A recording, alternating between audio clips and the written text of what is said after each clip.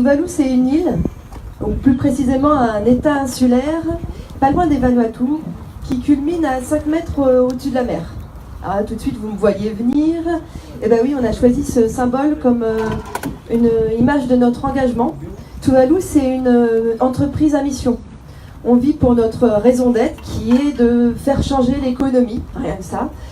En faire non pas une économie qui consomme des ressources, qui pollue, etc., mais une économie régénératrice. Alors, Tuvalu, comment on veut changer ça? On pense que les entreprises, c'est une des solutions pour faire changer les choses très vite. Alors, il y a Volkswagen qui est juste derrière moi. Vous connaissez l'histoire, et à l'entrée, maintenant, on a des véhicules électriques, du GNV, etc.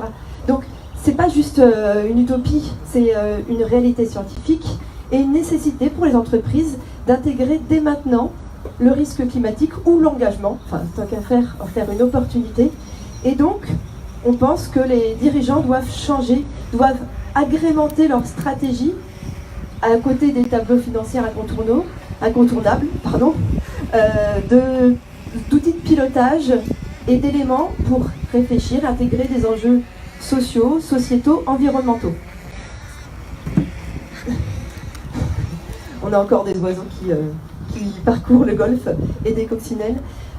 Donc justement, avant qu'il n'y en ait plus, comment ça se passe? Donc Tuvalu, c'est une solution logicielle qui va aller chercher toutes les données de l'entreprise qui sont extrêmement éparpillées, les données qu'on appelle extra-financières, du bien-être, de la pollution sur le climat, de l'eau consommée, de l'égalité homme-femme, etc. Tous ces indicateurs qui vont impacter la stratégie de l'entreprise selon son secteur, selon ses enjeux prioritaires.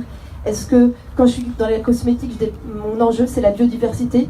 Quand je suis dans l'automobile, mon enjeu c'est de réduire mon empreinte climatique, etc. Donc on a déjà développé cet outil, on l'a mis dans les mains de plusieurs comités de direction, d'ETI engagés, familiales. Pas loin d'ici, on a le groupe Erige ou Kaline dans le bâtiment. On travaille ici avec Daher, qui s'est quand même rendu compte qu'effectivement, pour l'aéronautique, l'enjeu climat était un vrai risque pour leur business. Donc là, on parle bien business. On parle performance économique sur le moyen, long terme. On parle employabilité, attractivité de l'entreprise. Et donc ça, c'est ce qu'on a déjà mis en place dans les mains des dirigeants, une plateforme décisionnelle d'éléments extra-financiers. Et puis, on veut continuer à alimenter tout ça avec des solutions. Vous avez entendu Gara, mais il y a plein de startups qui ont des solutions pour répondre à ces enjeux climatiques ou ces enjeux sociaux pour améliorer, transformer l'entreprise. Donc Tuvalu, c'est une équipe. On est une petite dizaine, plutôt féminine. Il s'avère que c'est souvent les femmes qui veulent faire un monde plus vivable ou réparer le monde, mais pas que. D'ailleurs, on recrute cet après-midi, les hommes sont les bienvenus, on est pour la mixité, mais quand je recrute des développeurs, j'ai des développeuses, quand je recrute des ingénieurs, j'ai des ingénieurs, et donc on est une chargée d'affaires, une responsable de la gestion et puis 4 ingénieurs et une développeuse.